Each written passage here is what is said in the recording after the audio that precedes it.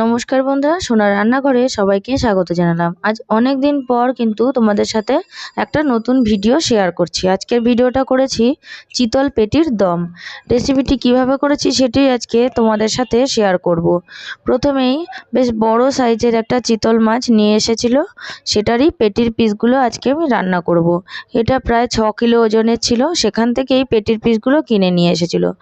ভালো করে নুন দিয়ে কচলে কচলে মাছের পিসগুলো ধুয়ে নিতে হবে। দেখতে পাচ্ছ একটা মাছের পেটিগুলো কতটা বড় হয়। এই পেটিগুলো বেশ বড় সাইজেরই ছিল। ভালো করে ধুয়ে নেওয়ার পর এটা নুন, হলুদ আর কাঁচা সর্ষের তেল মাখিয়ে আমি আধ ঘন্টার মতন ঢাকা দিয়ে রেখে দেবো। এবারে এটা ঢাকা দিয়ে রাখার পর নুন হলুদটা বেশ ভালোভাবে এর সাথে মাখানো হয়ে যাবে।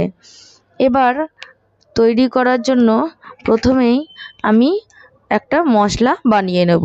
সেটার মধ্যে আমি দিয়ে দিয়েছি বেশ কিছুটা টমেটো, পেঁয়াজ, রসুন, আদা আর গোলমরিচ। এটা পেস্ট বানিয়ে নেব। আর অন্যদিকে কড়াইয়ের মধ্যেই আমি জিরে, ধনে, তেজপাতা, গোটা গরম মশলা আর একটু গোলমরিচ ভেজে গুঁড়ো করে নেব। প্রথমেই একটা কড়াইয়ের মধ্যে আমি সর্ষের তেল গরম করে দিলাম। সেটার মধ্যেই এবার মাছের পিসগুলো দিয়ে বেশ লালচে করে ভেজে তুলে নেব। অন্যদিকে আমি মশলাগুলো সব কিন্তু আজকে শিলনোড়াতেই বেটে নিয়েছি। শুধু টমেটোর পেস্টটা করে নিয়েছিলাম, আর গুঁড়ো মশলাটা আমি সবই শিলনোড়ার মধ্যে বেটে নিয়েছি। এবারে মাছের পিসগুলো ভাজা হয়ে গেছে।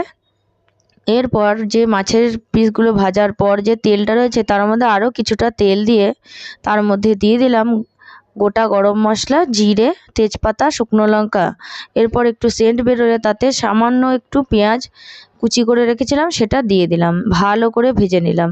তারপরে দিয়ে দিলাম যে পেঁয়াজ আর টমেটো রসুনের পেস্টটা বানিয়েছিলাম, সেটা দিয়ে ভালো করে একটু কাঁচা গন্ধ চলে যাওয়ার পর তার মধ্যে দিয়ে দিলাম নুন, হলুদ, জিরে গুঁড়ো, ধনে গুঁড়ো, শুকনো লঙ্কার গুঁড়ো, কাশ্মীরি লঙ্কার গুঁড়ো।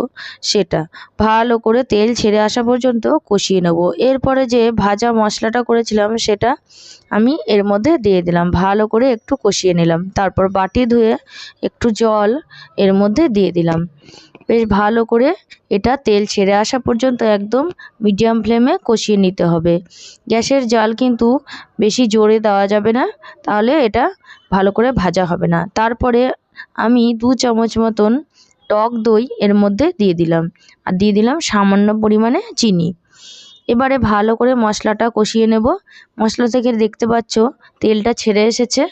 এবার দিয়ে দিলাম বেশ কিছুটা পরিমাণে গরম জল। মাছটা যেহেতু আমার অনেকগুলোই ছিল, তাই জলের পরিমাণটাও একটু বেশিই দিয়েছি। তারপরে মশলা থেকে যখন জলটা ফুটে উঠবে সেই সময় মাছের পিসগুলো এর মধ্যে সব দিয়ে দিচ্ছি। মাছের পিসগুলো দিয়ে একদম ঢাকা দিয়ে বেশ কিছুক্ষণ হতে দেবো, তাহলে মাছটাও বেশ নরম হয়ে যাবে আর গ্রেভিটাও কিন্তু মাছের টেস্টটা গ্রেভিটাতে হয়ে যাবে, আর খেতেও খুবই ভালো লাগে। চিতল পেটির এই দম রেসিপিটা কিন্তু একদমই মিডিয়াম ফ্লেমে ঢাকা দিয়ে করতে হবে। যেহেতু দম রান্না করছি ওই জন্য এটা দমেই রাখতে হবে।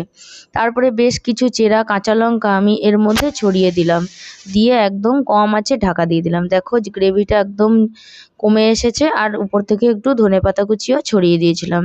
এবার ভালো করে একটু খুন্তি দিয়ে নাড়িয়ে চাড়িয়ে আমি এটা আবারও একটু সময়ের জন্য রেখে দেবো। এবারে গ্রেভিটা থেকে দেখো তেলটা একটুখানি ছেড়ে এসছে, তার মানে এটা প্রায় হয়ে এসেছে। এবার শেষে সামান্য একটু পরিমাণে ঘি আমি ওপর থেকে ছড়িয়ে দিচ্ছি। ব্যাস রেডি হয়ে গেল চিতল পেটির দম। রেসিপিটি কিন্তু খুবই সহজ এবং অবশ্যই তোমরা একবার ট্রাই করে দেখতে পারো। আশা করছি তোমাদের এই রেসিপিটি ভালো লাগবে। তবে রেসিপি কেমন লাগলো অবশ্যই জানাতে কিন্তু ভুলো না, লাইক এবং কমেন্ট করে। আর অন্যান্য সকল রেসিপির জন্য সঙ্গে থেকো। যদি আমার এই রেসিপিগুলি তোমাদের ভালো লেগে থাকে তাহলে অবশ্যই আমার চ্যানেলকে সাবস্ক্রাইব করে দিও। টাটা।